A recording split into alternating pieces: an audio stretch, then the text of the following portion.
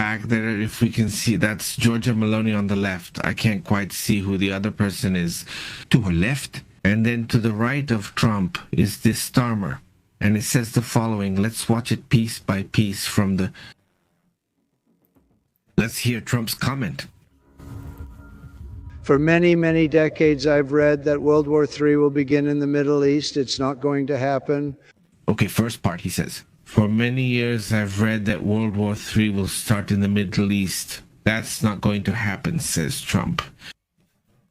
It's not going to happen. There was a time you would have thought it could have, but it's not going to happen. He says there was a time you might have thought it would happen, but it won't. World War III, hopefully not at all, but it's not going to start in the Middle East. We're not going to have a World War III. He says we're not going to have a war, a third world war if we're smart, and it's not going to start in the Middle East. World War III. Well, it repeats. Well, this... There it is, right? That's the really serious one. There's Starmer and Georgia Maloney. I can't quite. I insist. Let's see. Does anyone recognize the one on the left? This one? But there he is. There's Pedro Sanchez. All the presidents are there.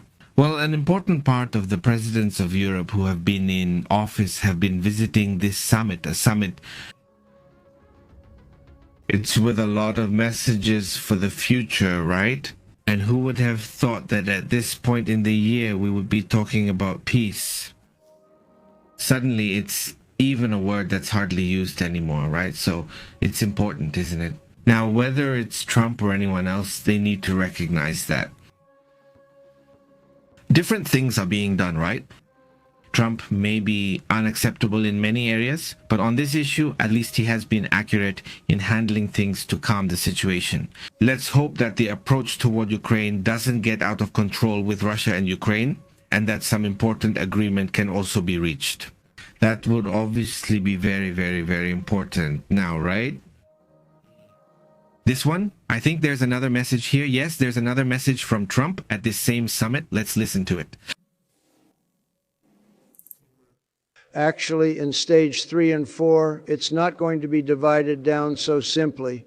We can be far advanced on some of the things we said we are going to do. We can take them out of order in a positive way.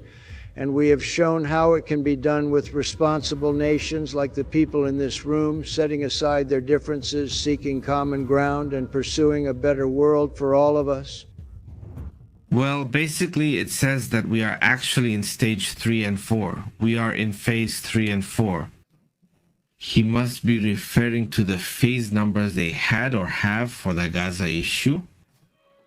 And well, I mean, seeing that the countries, the Arab countries, in an Arab country, in Egypt, with the European countries, this is very important right now. Look, here are other images showing the hostages already being released, already being attended to by the Red Cross. There you can see the IDF note. This.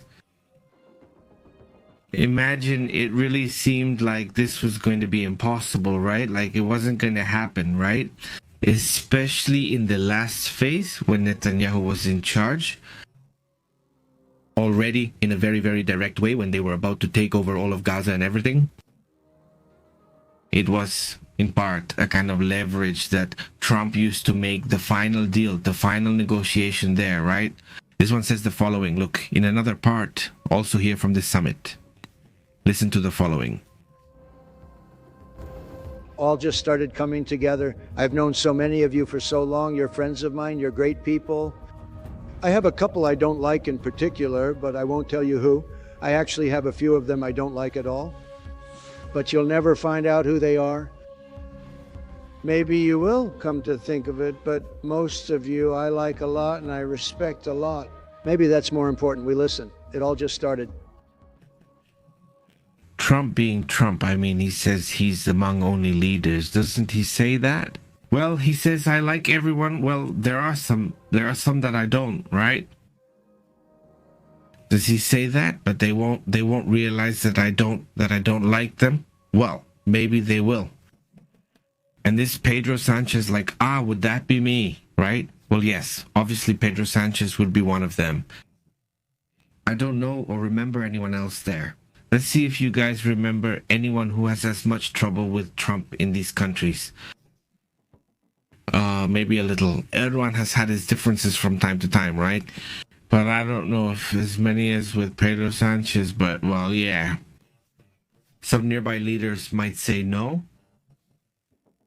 No, I don't like them, right? But well, it's like I said, Trump being Trump, right? Here's this other message. It says the following. Let's listen. Celebrate tonight is more than the end of... Wait for me a moment. Something fell down. Here goes. Wait for me a moment. Here we go. Let's play the audio. Celebrating tonight is more than just the end of the war in Gaza. With God's help, it will be a new beginning for an entire beautiful Middle East. From this moment forward, we can build a region that is strong, stable, prosperous, and united in rejecting the path of terror once and for all. We want to get rid of terror and move on to other things. There are so many other good things in life. Well, basically, reject terrorist attitudes, basically, right? Doesn't he say there are other things? He says there are other good things, right? We have to celebrate now the end of the war in Gaza and put an end to the era of terror, right? That's a topic he brought up.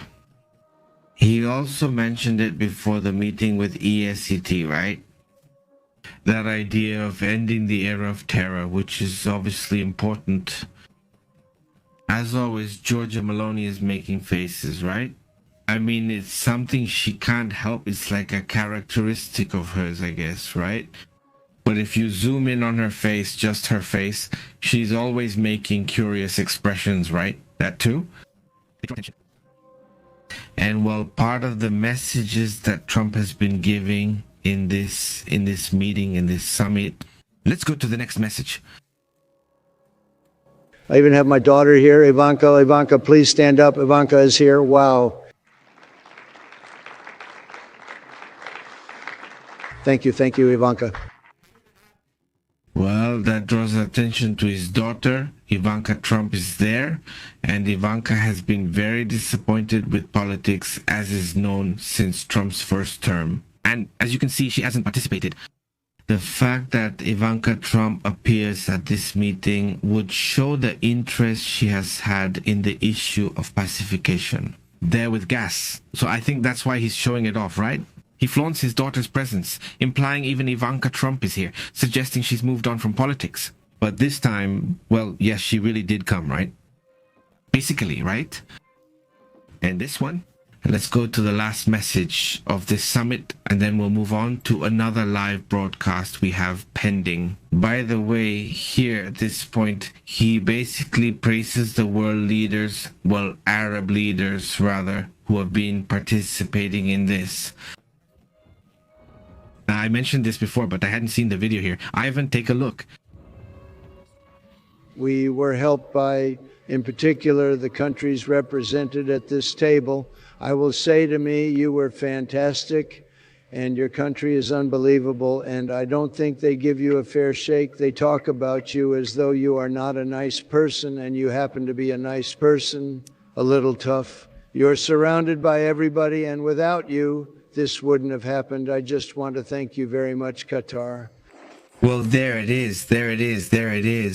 President of Egypt, there are other leaders, other Arab presidents from the Arab world. Let's say they thank them for bringing them to Qatar, obviously, well, to Turkey, to Egypt, and so on, right? There he is. Look, on this side is Erdogan, on the right side here, above my head is Erdogan. Over there are other presidents, other air leaders thank them. They participated, and everyone was an important part of the arrangements. If one of these strong leaders from Saudi Arabia had opposed Trump's plan, the plan simply wouldn't have worked. So, well, that's important too, right? Well, at the end of the day, characters who maybe don't get along some more than others, right? Erdogan, clearly we see him there. His face looks a bit, well, gloomy, right? But quick comments, because we have to go to the other live stream now, right? But a huge greeting to Fernando, Panterita, Adelson, Nicoli Franco, Francisco Arce, Daniela, and Ben. Who else is here? Who already stopped by? Daniela, Francisco, I greeted you, Verderi. Very good, he says. It wasn't a war, says Verderi, because the other side lacks an army, bullets, or food, but isn't it still a war? The declaration felt just like a war. But it's also like Afghanistan, right? In their case, they had more weapons, right? The Taliban, right? Well, it was also declared a war, but now they call it Verderi. The term is non-international war. That's the term they've come up with there to say that it's a war. Not against a specific country, but against a group. Thank you. That's the term, let's say, right? Now, whether we agree with it or not, that's another thing, but it's the term they like to use. But that's a good point you make.